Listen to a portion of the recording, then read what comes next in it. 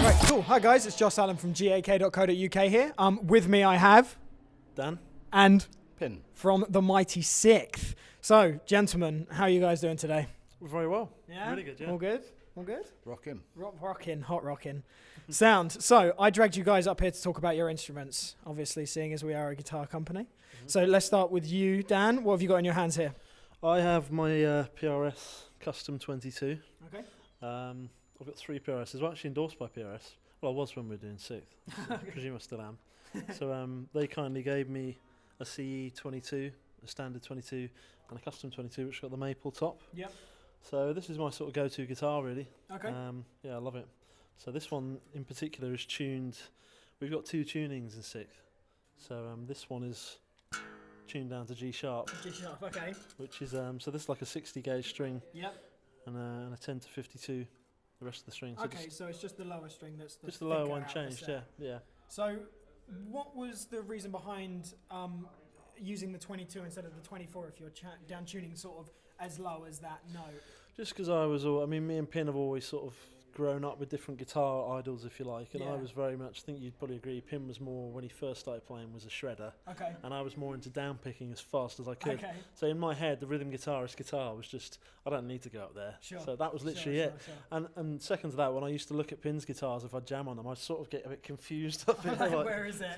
So I just stuck with 22s, and every time I get a 24 fret guitar now, it doesn't feel right to me, yeah. Okay, cool. So in terms of your custom 22s and your C22 and everything like that, are they completely stock or have you changed or modded anything about them at all? No, completely stock. Yeah, I've kept them that way. And whenever I need to set them up, I just go up to PRS up in Cambridge Way and they set them up for me. Cool. I've always got what I wanted from these pickups. Yeah. If I need a bit more juice for rhythm stuff, I just use an overdrive pedal. Yeah. That suits me fine. Sound? Wicked, man. Cool. Right, Pen, let's talk about yours. Now, yours is a black machine, right? It is, yeah. Fantastic. Do you want to talk us through the specifications of this guitar? Right, so this is your black machine B2. Okay. This one's ebony top, ebony fretboard, rosewood, ebony fillets, which you can't see, swamp ash body, and then obviously you got your ivory binding, basically. Sure. I've got the Spurzel tuners, and then what I've done is more recently I've got these, which are some pickups that Doug, the main man behind Black Machine, has sort of developed himself. Okay. So I've been sort of he prototyped them, I've tested them, and I've kept them. And you like them, yeah. I was using the bare knuckle nail bombs before, which I loved, but these are actually quite a bit lower output. Sure.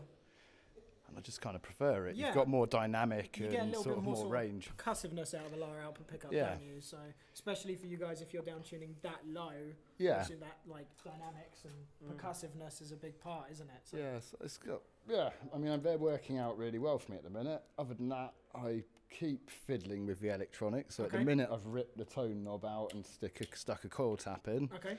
Other than that, it's simple: 3-way selector and a volume. Sound. Graphtec saddles on there at the minute. Yeah. Pretty ugly in white, but I kind of like it. It goes with the binding. It goes with the binding, but yeah. Cool, man. Wicked. I mean, we've both had these guitars for getting on donkey's years now. So I mean, this is my newest PRS, but it's still 10 years old now, I guess. Okay. I got this for the second album. Yeah. Do you still have your black machine then? Somewhere, yeah. I've got an SG prototype. It was more like a Viper, wasn't it? Like an ESP Viper prototype that he made. Okay. Similar colours to that that Doug early on gave to me. I've moved to so many places. It exists somewhere. But but I don't. I mean, as soon as I signed a contract with PRS, obviously you get in trouble if you play anything else. Yeah, exactly.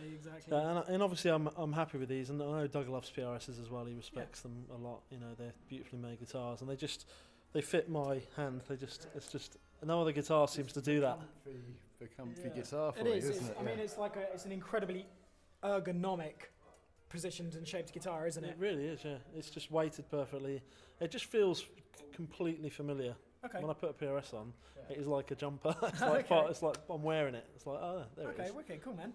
All right, so those are your guitars. Let's talk about amplification quickly. So today the stage is endorsed by Orange. So you've got Orange cabs and everything like that. Are you going to be using those cabs on stage, or are you going to be using all your own rigs today?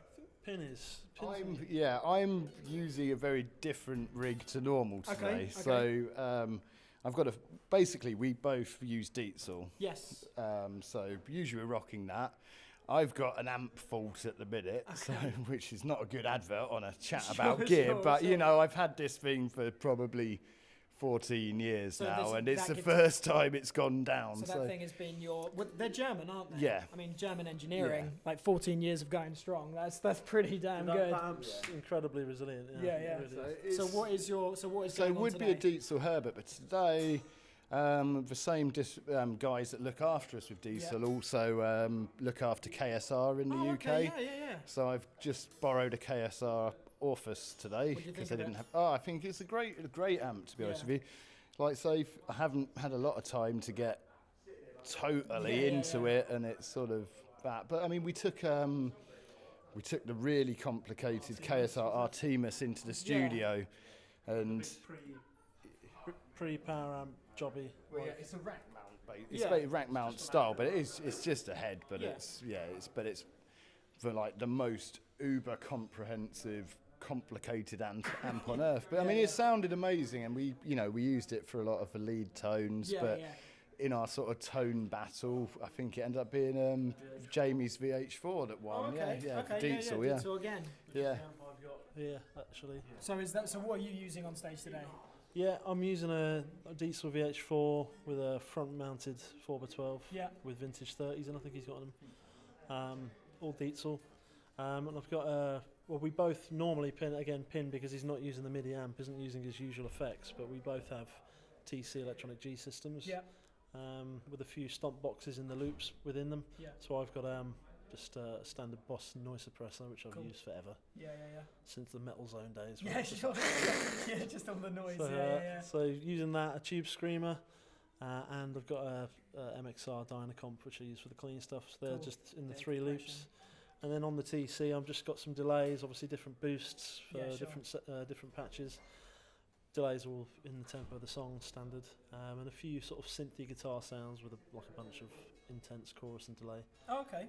I mean, the TC electronic, the G system isn't that comprehensive in terms of creating bizarre noises. It's just the quality of sound. It's just a really nice sounding unit. Yeah. Is it the rack mounted one? Is it? Yeah. They all are. The G system is, but you can either leave the rack part attached to the pedal or rip it out and stick it. We stick it in so that you just haven't got all that expensive shit on the floor by a load of beers. Yeah. Cool. So that's the guitars and the amps. The last question is, if you could, because I know you guys have got some absolute fantastic guitars, especially this one, because I know that you can't really get them that much anymore.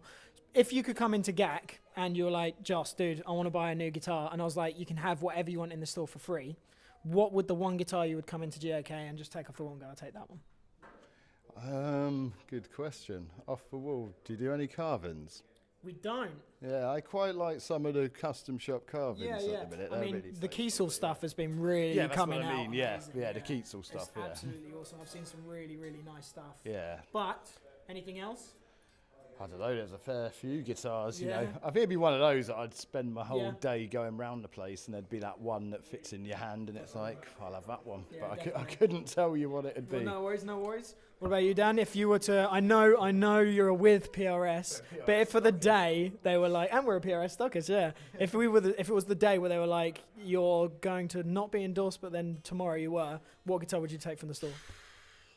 Do you know what? I really don't know. I think I've been quite spoilt because these are obviously really fancy guitars. Yes. So I've sort of had good guitars for years. So I feel like I've already got what I need. But I mean, probably something hollow-bodied, something for a different sound, like a Gibson hollow body or something really old, like a 335 or something. Exactly, an old 335 would be great. But equally, I'd really love a kind of a proper shredder guitar with a floating bridge. Yeah. Would you go full on neon 80s or something like a J Custom? Like really over the top and old fashioned, preferably from the 80s. Yeah.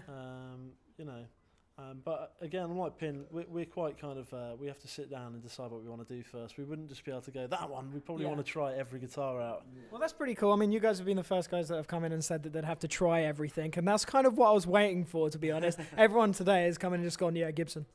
Or like, oh yeah, I'll grab a Fender. Yeah. So I haven't actually had anyone that's going to take their time and go, this is the right one, I think. If I could have any guitar, this is if you could stock these, if it was straight from his own private collection, if I could have a black Gibson Explorer from Hetfield from the Black Album era, or his sort of cream white Explorer that he had on the Black Album. If you had something like that wasn't kind of just a retro copy, that was actually from that era, that was originally Japanese hand built or something, that's what I'd have. Yeah. But I don't know whether you can get them.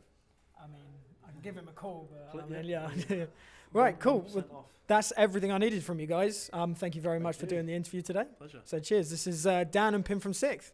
Cheers, guys. Cheers.